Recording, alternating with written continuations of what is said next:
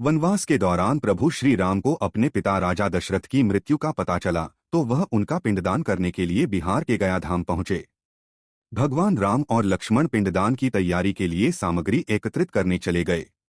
इसी समय राजा दशरथ की आत्मा ने माता सीता से आकर कहा कि पिंडदान का समय निकल रहा है और अगर सही समय पर पिंडदान न किया गया तो इससे मुझे मुक्ति नहीं मिलेगी।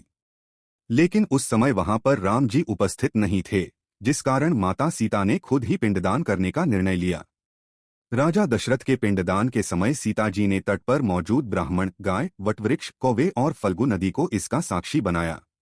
राजा दशरथ ने माता सीता का पिंडदान स्वीकार किया और वह तृप्त होकर पितृलोक चले गए। जब भगवान राम और लक्ष्मण जी लौटे तो सीता माता ने उन्हें सारी बात बताई। लेकिन यह सुनकर भगवान राम और लक्ष्मण जी को बहुत ही आश्चर्य हुआ। तब सीता जी ने उन सभी साक्षी को गवाही के लिए बुलाया, लेकिन सभी साक्षी इस बात से मुकर गए और कहने लगे कि उन्हें इस विषय में कोई जानकारी नहीं है, जिसमें से केवल वटवृक्ष ने सत्य कहा। इन लोगों ने झूठ इसलिए बोला क्योंकि गाय और कौवे को लगा कि और खाना मिल जाएगा, ब्राह्मण को लगा कि और दक्षिणा मिल जाएगी, फल्गु नदी को लगा कि भगवान थोड़ी देर और उनके पास रह लेंगे।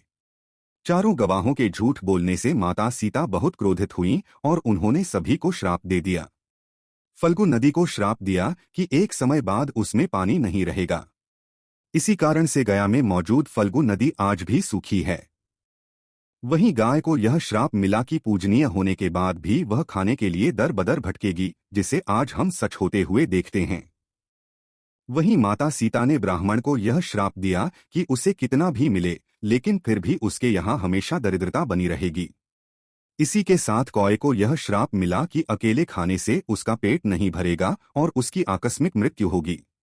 इन सभी साक्षी में से केवल वटवृक्ष ने सत्य बोला था, जिससे माता सीता उनसे प्रसन्न हुई और उसे यह आशीर्वाद दिया कि उसे लंबी आयु मिलेगी। इसी के साथ पतिव्रता स्त्री उनका स्मरण करके अपने पति के दीर्घायु की कामना करेंगी।